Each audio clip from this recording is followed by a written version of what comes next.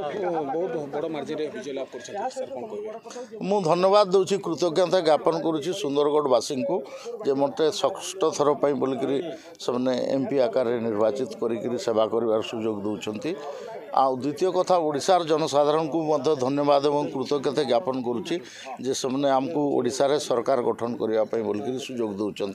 मु केंद्र नेतृत्व माननीय नरेंद्र मोदी जी को अमित शाह जी को एवं जेपी नाडा जी को बहुत बहुत धन्यवाद दूची जे से सठिक मार्गदर्शन कले बार बार आमको गस्त कर हौसला बढ़ेले एवं ओडिशारे सरकार गठन करवा एवं दिल्ली भी सरकार हेबाकू जाऊँगी मुझे बोलिक मु खुशी अच्छी किंतु आमर किसी वरिष्ठ नेता माने आमर जिले में जो उनको इच्छा करी से जितवा कथा तांको आमे जितई पारि ना से बोलिक मुझे दुखी अच्छी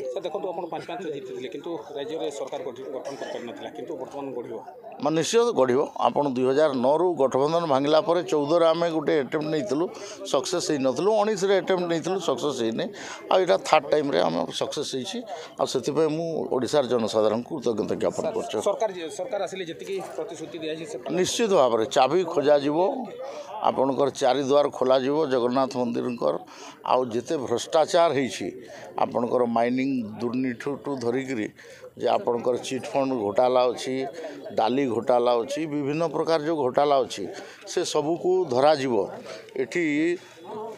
चीफ सेक्रेटरी को बायपास कर 5T जो करते सेगुड़ा को भी पूरा तन्न तन्न कर जांच करा जो मैंने दोषी अच्छा ए जो प्रकार माने बेनियम कार्य होइछि ये सबू को आमर सरकार सब ठीक भाव में धरवासी मु कृतज्ञता ज्ञापन करुँची मुंड नुईकरी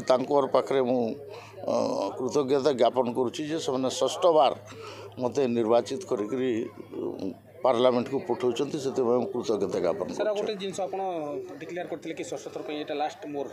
हाँ मोर यहाँ लास्ट निर्वाचन यहाँ मोर आड़ डिक्लेरेशन अच्छी पार्टी कौन निर्णय कर पार्टी कह कि मोर तरफ मुझेतु 8 बार लोकसभा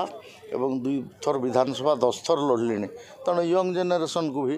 आगू आसवाई देवा दरकार अच्छी से बोली मु डायरेक्ट राजनीति में रही नहीं मु राजनीति में सक्रिय भाव में रही लोकंर सेवा करी काम करी किंतु निर्वाचन लड़बी नहीं बोली मो